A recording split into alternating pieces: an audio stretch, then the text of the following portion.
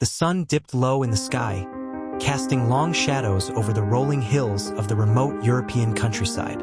My robotic cat, Doraemon, and I decided to escape the hustle and bustle of Tokyo for a short holiday. This trip presented a perfect opportunity to relax and recharge, away from the pressures of school and my constant battles with my insecurities. Upon arriving at the quaint little cottage, nestled between towering trees and surrounded by fields of wildflowers, I felt a sense of peace wash over me. The cottage, with its rustic charm and ivy-covered walls, resembled a scene from a storybook. Doraemon, ever the practical cat, began unpacking his gadgets, eager to make the most of our time in the countryside. Doraemon held up a small device and announced it was the Nature Explorer, which would help us discover the local flora and fauna. I showed little interest in gadgets and focused instead on exploring the picturesque surroundings. I suggested going outside to enjoy the fresh air, my excitement bubbling in my voice.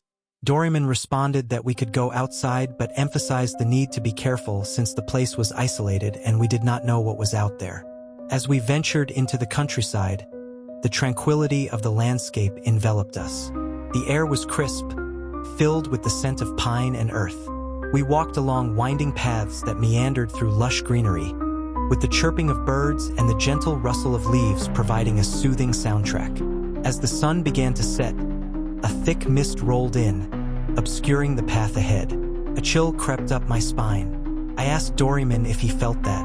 Doraemon looked up, his ears twitching, and stated it was just the mist, but he suggested we head back soon since it was getting late. Reluctantly, I turned back, but the mist thickened, wrapping around us like a shroud. Shadows danced at the edges of my vision, and I sensed an unsettling presence lurking just beyond the veil of fog. When we finally reached the cottage, the atmosphere had shifted. The once inviting exterior now appeared foreboding, and a sense of unease settled in my stomach. I tried to shake it off, attributing it to the strange mist. I suggested watching a movie or something, hoping to distract myself. Doraemon nodded, and we settled down inside, surrounded by the flickering light of the television. As the night wore on, the wind howled outside, and the cottage creaked ominously. I felt a growing sense of dread. The mist outside pressed against the windows, as if trying to invade our sanctuary. I asked Doraemon if he thought something was out there, my voice barely above a whisper. Doraemon paused the movie and turned to me, concern etched on his face. He suggested checking with the super smart tablet, activating it to display local news and weather updates. Doraemon noted that nobody else was around, just us. My heart raced, and I expressed my discomfort with the situation, stating it felt wrong. At that moment, a loud thud echoed from outside. We both jumped, hearts pounding. I exclaimed in fear, questioning what that was. Doraemon shook his head, his expression serious, and stated he would go check it out. He stood up and walked toward the door. I pleaded with him not to go alone, grabbing his arm. He reassured me that he would be fine and instructed me to stay inside and keep the door locked, reminding me to call for him if anything happened.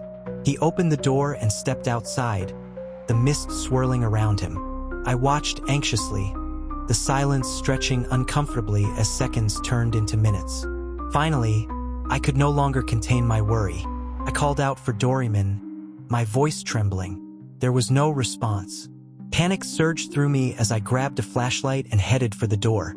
I stepped into the mist, which enveloped me like a cold embrace. I shouted for Doraemon again, desperation creeping into my voice. As I wandered further into the fog, the world around me transformed. The familiar cottage and its surroundings faded into a disorienting landscape shrouded in gray. The night was eerily silent, broken only by the sound of my own breathing. A voice suddenly pierced the stillness, calling my name. It was Doraemon, but it sounded distant, echoing through the mist. He shouted for help. I cried out for him, my heart racing. I pushed deeper into the fog, following the sound of his voice, but the mist thickened, obscuring my vision. Doraemon's voice called out again, this time tinged with urgency. I stumbled forward, feeling the ground beneath me shift. I sensed something was wrong, but I pressed on, driven by fear for my friend. As I reached what felt like a clearing, the mist began to lift slightly, revealing a twisted version of the cottage. It was decayed and dark, the windows cracked, and the door hanging off its hinges. My heart sank. This wasn't the cottage we had rented. Something was terribly wrong. I shouted for Doraemon again, but the silence that followed was deafening. The air felt heavy, charged with a strange energy that made my skin crawl. Suddenly, the ground beneath me shook, and I stumbled, falling to my knees. As I looked up, I saw a figure emerging from the shadows. It was a tall, gaunt silhouette with hollow eyes and a twisted grin. My breath caught in my throat as I recognized the creature before me, something born from my darkest fears. I cried out in terror, scrambling back and demanding it to get away from me. The figure advanced slowly, its smile widening as it reached for me. Just as I thought all was lost, a bright light pierced through the mist, illuminating the area. It was Doraemon, standing at the edge of the clearing, a gadget in hand. Doraemon shouted for the creature to get away from me, his voice steady despite the fear in his eyes. I cried out Doraemon's name, relief flooding through me, but the creature turned its attention to him, its grin fading into a menacing scowl. Doraemon shouted that he wouldn't let it take me, activating the gadget. A beam of light shot out, striking the creature and causing it to wail in agony. The sound was horrific, echoing through the night as the figure writhed in pain. I scrambled to my feet, and together, we retreated back toward the cottage, the creature's cries fading into the distance. As we reached the door, Doraemon quickly slammed it shut and locked it, breathing heavily. I panted, questioning what that was and what had just happened.